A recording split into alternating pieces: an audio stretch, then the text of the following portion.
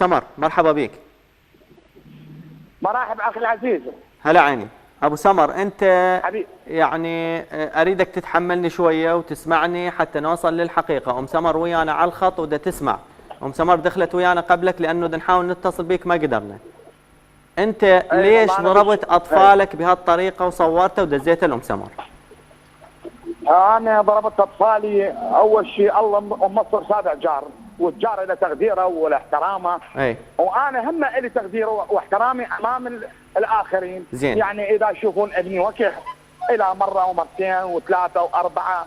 ابو سمر بس مو هيك تحط رجلك بحلقه وتدوس عليه وحتى حلقه راد يموت الولد.